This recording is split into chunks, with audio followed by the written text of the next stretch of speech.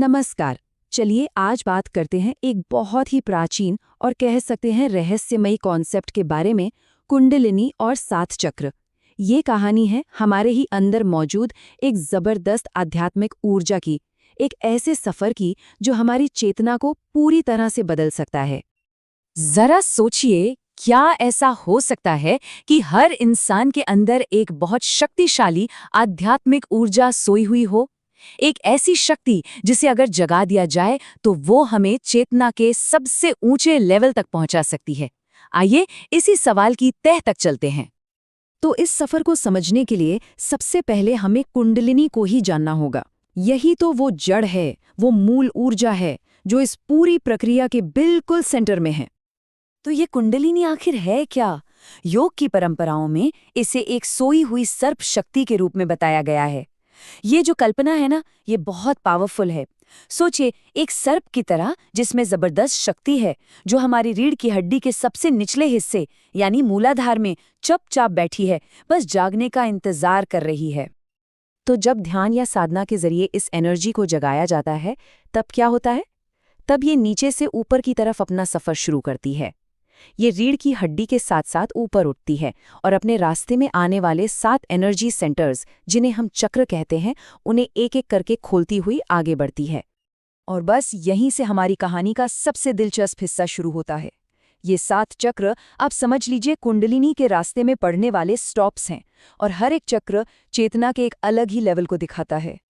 ये रहा वो पूरा का पूरा मैप जिस पर कुंडलिनी एनर्जी चलती है, मूलाधार से शुरू होकर सहस्रार तक। हर चक्र एक पड़ाव है, एक नया अनुभव है, और चेतना का एक नया दरवाजा खुलता है। तो चलिए इन दरवाजों के पीछे छिपे रहस्यों को जानते हैं। ये सफर शुरू होता है हमारी जड़ों से, हमारे वजूद की नींव से, यानी पहले 3 चक्र जो हमारी इस भौतिक दुनिया से जुड़े हैं। सबसे पहले है मूलाधार, हमारी स्टेबिलिटी का सेंटर। ये पृथ्वी तत्व से जुड़ा है और हमें सुरक्षा का एहसास देता है।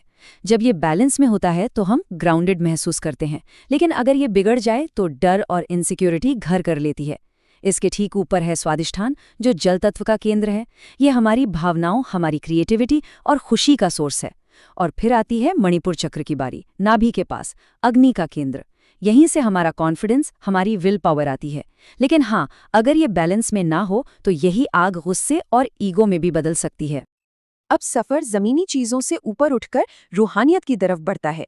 चौथा चक्र है अनाहत, यानी हमारा दिल, हमारा हार्ट सेंटर। ये वायु तत्व से जुड़ा है और हमें प्यार, करुणा, इन सब का एहसास कराता है। यहाँ से ऊर्जा और ऊपर उठकर गले तक पहुँचती है। विशुद्ध चक्र, ये आकाश तत्व का केंद्र है जो हमारे कम्युनिकेशन, सच बोलने की ताकत को कंट्रोल करता है। फिर हम पहुंचते हैं दोनों भौहों के बीच, आज्ञा चक्र पर। इसे तीसरी आंख भी कहते हैं, और ये बिल्कुल सही नाम है। ये हमारे इंट्यूशन, हमारी अंदरूनी समझ का दरवाजा है। और आखिर में इस सफर की मंजिल है सहस्रार, 1000 पंखुड़ियों वाला कमल, जो सिर के सबसे ऊपरी हिस्से पर है। ये चेतना का वो हाईएस्ट लेवल है जहां इंसान खुद को इस पूरी कायनात से जुड़ा हुआ महसूस करता है। और सच कहें तो यही कुंडली जागरण का असली मकसद है। तो सवाल उठता है कि इस मुश्किल सफर का, इस एनर्जी को जगाने का आखिर नतीजा क्या होता है? इसके फायदे सिर्फ शारीरिक या मानसिक नहीं हैं, बल्कि बहुत गहरे आध्यात्मिक हैं। देखिए, जब ये ऊर्जा जागती है तो इसका असर जिंदगी के हर पहलू पर दिखता है। कॉन्फिडेंस और एनर्जी तो बढ़ती ही है, साथ ही एक गहरी आध्यात्मिक समझ पैदा होती है। मन शांत हो जाता है, इमोशंस बैलेंस हो जाते हैं, यहाँ तक कि शरीर पर भी इसका पॉजिटिव असर दिखता है, जिससे इम्यूनिटी बेहतर होती है। लेकिन इन सबसे बढ़कर एक एहसास होता है ब्रह्मांड के साथ एक होने का, एक ऐसा अनुभव जिसे शायद शब्दों में बयां नहीं किया जा सकता। लेकिन इससे पहले कि कोई भी इस पावरफुल रास्ते पर चलने के बारे में सोचे, एक बहुत जरूरी चेतावनी है जिसे समझना ही होगा। एक बात है जो गांठ बांध लेनी चाहिए। ये एक गहन साधना है, इसे किसी अनुभवी गुरु के मार्गदर्शन में करना चाहिए। ये कोई आम प्रैक्टिस नहीं है, और बिना सही गाइडेंस के इस रास्ते पर चलना खतरनाक हो सकता है। पर ऐसा क्यों? क्योंकि अगर गलत तरीके से या बिना तैयारी के इस एनर्जी को जगाने की कोशिश की जाए तो मानसिक और शारीरिक तौर पर चीजें बहुत बिगड़ सकती हैं। इसे एक तेज आग की तरह समझिए। सही तरीके से इस्तेमाल करें तो रोशनी और गर्मी देती है, लेकिन अगर लापरवाही की तो ये सब कुछ जला भी सकती है। तो आखिर में ये पूरी कहानी, ये अंदर का सफ़र हमें अपने बारे में क्या सिखाता है?